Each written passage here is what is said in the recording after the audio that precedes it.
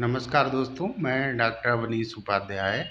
Himalayan Ayurveda YouTube channel में आप सभी का स्वागत है।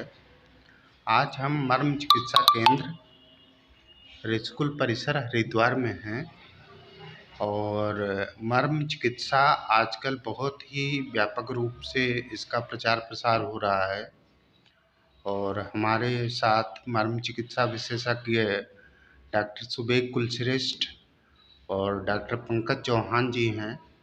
इनसे हम मर्म चिकित्सा के कुछ विशिष्ट पहलुओं पर चर्चा करेंगे और पूछेंगे कि किस प्रकार से मर्म चिकित्सा कार्य करता है, इसका मोड ऑफ एक्शन क्या है और किन बीमारियों में महत्वपूर्ण रूप से इस विधा का प्रयोग किया जाता है।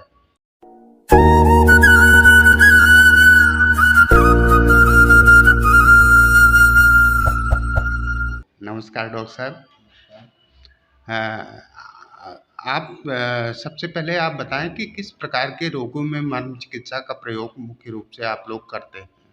मर्म चिकित्सा का क्षेत्र तो काफ़ी व्यापक है, लेकिन जैसे कि बहुत सारे इस तरह के मरीज होते हैं कि उनको जॉइंट पेन होता है, फ्रोजन शोल्डर होता है, उनका कंधा ऊपर ऐसे नहीं उठ पाता है, या उनको सर्वाइकल स्पॉन्डिलाइटिस होता है, गर्दन में यहाँ दर्द होता है, बैक साइड में हाथों में सुन्नपन रहता है, या बैक पेन होता है, लंबर पेन होता है, साइटिका होता है, पैरों में झंझनाहट सुन्नपन रहता है। इसके अलावा भी जैसे इस तरह के भी कुछ केसेस हैं, न्यूरोलॉजिकल डिसऑर्डर हैं, जिनको एम्स या और किसी अस्पताल के द्वारा उनको वापस भेज दिया गया या ये कह दिया गया कि इसमें अब बहुत ज़्यादा इम्प्रूवमेंट होने की संभावनाएं नहीं है। उस तरह की जैसे आँखों की एक पेशेंट था हमारा, उसको टोसिस हो गई थी, तो उसको भी जब हमने इस तरह की मर्म चिकित्सा के द्वारा ट्रीट किया तो उसमें भी काफ़ी सुधार आया। जी। इस तरह के काफ़ी केस हमने देखे। आधुनिक काल में कुछ हमारे विशेषज्ञ रहे जैसे डॉक्टर सुनील कुमार जोशी जी और कुछ और लोगों ने इस चीज़ को दोबारा से जिंदा किया, इस पर शोध कार्य किया और इसमें अलग अलग तरीके से उन्होंने कार्य किया। उसी विधा को फिर हम लोग फॉलो करते हुए आगे बढ़ा रहे हैं।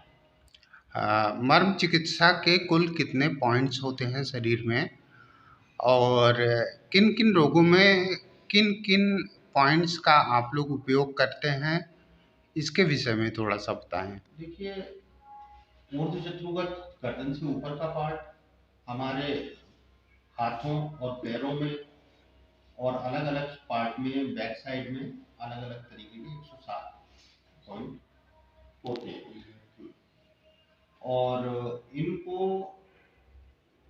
चिकित्सा की दृष्टि से अलग तरीके से इनको दबाया जाता है। मर्म चिकित्सा विधि का या मर्म चिकित्सा सिद्धांत का क्या जो चाइना में प्रचलित चिकित्सा पद्धति है, एक्यूप्रेशर या एक्यूपंक्चर, उनसे भी कुछ कोरिलेशन हो या इसी चिकित्सा पद्धति से इन्हीं सिद्धांतों से उनका उदय हुआ है, कुछ इस विषय में भी बताएं। देखिए, चाइना की जो पद्धति है और एक्यूप्रेशर पद्धतियां हैं, उनका बहुत लंबा इतिहास नहीं मिलता, लेकिन हमारे जो शास्त्र हैं, आयुर्वेद के शास्त्र हैं, ये लगभग 2000 साल पुराने हैं। लेकिन अगर और जो अभी प्राप्य नहीं है लेकिन उनका वर्णन अलग अलग तरीके से मिलता है, तो आदिकाल से ही ये है। और उसमें जो चिकित्सा पद्धतियां बताई गई हैं और जो ये चिकित्सा पॉइंट बताए गए हैं, इसका तो स्पष्ट रूप से सुश्रुत संहिता में तो वर्णन मिलता ही है। तो ये कि उदय चाइनीज या और किसी पद्धति से इसका उदय हुआ है, बिल्कुल नहीं कह सकते, लेकिन हाँ, ये आगे चल के सारी पद्धतियां लगभग कुछ कुछ एक सी हो जाती हैं। जैसे अगर हर्बल औषधियां हैं, उनसे चिकित्सा यूनानी पद्धति के द्वारा भी होती है, आयुर्वेद के द्वारा भी होती है, और होम्योपैथी में भी जो है वो भी हर्बल ड्रग्स का ही यूज करके उनका मदर टिंचर बना के उसको यूज किया जाता है। तो वैसे तो देखा जाए तो सबका एक काम एक ही है कि रोगी को स्वस्थ करना। जी। डॉक्टर साहब, किसी एक विशेष रोग की हम अगर बात करें तो आजकल सर्वाइकल स्पॉन्डिलाइटिस की समस्या बहुत आम हो गई है। कार्यालय में कार्य करने वाले लोगों को भी बहुत ही समस्याएं और लोगों की बैठने की जो इस समय प्रवृत्ति है या उसका पोस्चर का तरीका है, उसकी वजह से भी इस तरह की बीमारियां बहुत आम हो रही हैं। तो इन बीमारियों के लिए आप किन पॉइंट्स को प्रेफर करते हैं और किस रूप में किस तरह मोड ऑफ एक्शन होता है उन पॉइंट्स का? इसके विषय में थोड़ा-सा आप अगर एप्लीकेबल दृष्टि से आप बताएँगे तो वो लोगों को जानकारी के लिए ज़्यादा बेहतर होगा। मैं इसका आपको अभी डिमॉन्स्ट्रेशन भी करके दिखाता हूँ। लेकिन उसके अलावा भी निदानम प्रयोजनम आयुर्वेद में एक सूत्र है कि जो भी कारण है सबसे पहले उसका त्याग करना चाहिए। तो सर्वाइकल स्पॉन्डिलाइटिस होने के जो कारण हैं मेन है कि हम गर्दन के ऊपर अत्यधिक दबाव देते हैं। तो हम लोग की जो लाइफ स्टाइल है कि हम लोग लेट के दो दो तकिए तीन तीन तकिए लगा के टीवी देखते हैं, मोबाइल को लगातार देखते रहते हैं, या जब चेयर पर बैठते हैं तो गर्दन को बहुत अधिक झुका के या कंप्यूटर पर काम करते हैं तो इस तरह से वर्क करते हैं, या पढ़ते हैं तो हम अपनी टेबल और चेयर की हाइट का एक जो रेशियो है उसको सेट करके नहीं रखते, जिसके कारण हमारी गर्दन पर अत्यधिक प्रेशर आता है और लगातार लंबे समय तक इस तरह से पोस्चर रखने पर ये इस तरह की समस्या उत्पन्न हो जाती है। तो एक तो सबसे पहले हमें रेगुलर एक्सरसाइज की ओर ध्यान देना चाहिए और इस तरह के जो भी कारण है उनका हमें छोड़ देना चाहिए कि ये ना हो। उसके बाद अगर ये समस्या बाई चांस आपको हो ही जाती है तो उसके कुछ प्रेशर पॉइंट्स हैं मर्म चिकित्सा की दृष्टि से, वो मैं आपको अभी डिमॉन्स्ट्रेशन करके बता दूँ। जैसे ये अंगूठा और उंगली के बीच में एक एक चिप मर्म है, इसको हम अंगूठी और उंगली की सहायता से इस तरह करके प्रेशर देंगे। प्रेशर हम लगभग इतना देंगे कि रोगी को बहुत ज्यादा कष्ट भी नहीं हो और जो जितना इनका बल है उसका लगभग 60% के हिसाब से हमें प्रेशर देना चाहिए और लगभग 15 से 20 बार हम इस तरह करके दबाएंगे और इसमें जो समय लगता है 0.8 सेकंड के लगभग रहता है।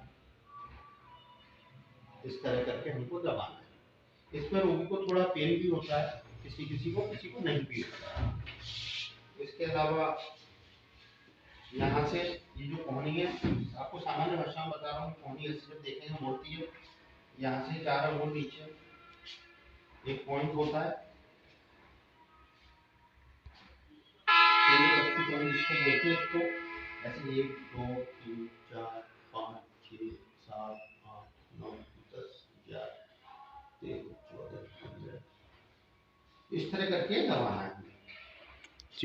इसके अलावा फिर एक पॉइंट अगर हम इसको देखेंगे तो हम इस जगह पर यहाँ पर जी इसमें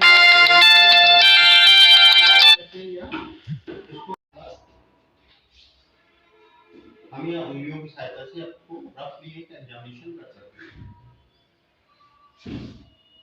तो एक हाथ में फिर इसी तरीके से हमें यहाँ यहाँ यहाँ यहाँ दूसरे हाथ में प्रेशर देना है और फिर हमको ये कंधे के बगल में हमें ऐसे रखना है और ये बीच वाली जो बड़ी वाली उंगली होती है इसकी सहायता से अंदाजा करके इस जगह पर ये पॉइंट इस तरह करके दबाना है। इनको भी 15 से 20 बार आपको दबाना है और ये अभ्यास आपको दिन में ये कौन सा मर्म है? लगभग इसको आपको दिन में 3 बार लगभग आप इसको दबाएंगे तो जिसको जितनी ज्यादा तकलीफ होती है कई बार उसी तरह से एकदम उसमें एक्यूट स्थिति में भी हमें फायदा होता है। जी तो इसको अगर सभी लोग करेंगे तो निश्चित रूप से उन्हें स्वस्थता और आरोग्य प्राप्त होगी। अच्छा डॉक्टर साहब, ये जो मर्म पॉइंट्स हैं, अगर इनको आधुनिक विज्ञान की दृष्टि से देखें तो ये इनका मोड ऑफ एक्शन किस तरह से होता है? अगर हम इनको नर्व एंडिंग्स की दृष्टि से देखें तो किस तरह से स्टिमुलेशन होकर ये रोग को ठीक करने में या आरोग्यता प्रदान करने में सहयोग करता है? देखिए ज्यादातर तो ये अस्थियां और नर्व इस तरह के स्ट्रक्चर्स हैं और ये जहाँ जहाँ है उसका नर्व को स्टिमुलेशन भी उसके द्वारा हम लोग देते हैं इस तरह से। तो बहुत ज़्यादा तो अभी बहुत लंबा शोध का विषय है और उसमें आधुनिक दृष्टि से और फिजियोलॉजिकली उसमें किस तरह के हैं वो आगे पता चलेगा और आगे इसमें रिसर्च भी हो रही है विभिन्न प्रकार से। लेकिन मेन मोटा मोटा देखा जाए तो जो स्नायु हैं उनको स्टिमुलेशन और एनर्जी मिल जाती है इससे, और उनका जो जवाब है, हाँ, फ्लेक्सेस वगैरह जो होते हैं हमारे, उनमें भी इम्प्रूवमेंट मिल जाता है। ठीक है, धन्यवाद डॉक्टर साहब। तो इस प्रकार से आज हम लोगों ने मर्म चिकित्सा, जो बहुत महत्वपूर्ण चिकित्सा है और जिसका प्रचार प्रसार प्रोफेसर सुनील कुमार जोशी जी द्वारा पूरे विश्व स्तर पर किया गया है, और अब यह बहुत ही प्रचलित चिकित्सा पद्धति है, उसके विषय में आज डॉक्टर सुबेक और डॉक्टर पंकज से हमें बहुत जानकारियाँ मिली, और इसी प्रकार हम इन लोगों का और चिकित्सा के दृष्टि से लाभ लेते रहेंगे। तो अभी के लिए इतना ही। आप सब लोगों से निवेदन है कि आप इस चैनल को सब्सक्राइब करें और बेल आइकन दबाएं, जिससे आपको आगे आने वाली वीडियोज़ की भी जानकारी मिलती रहे। धन्यवाद।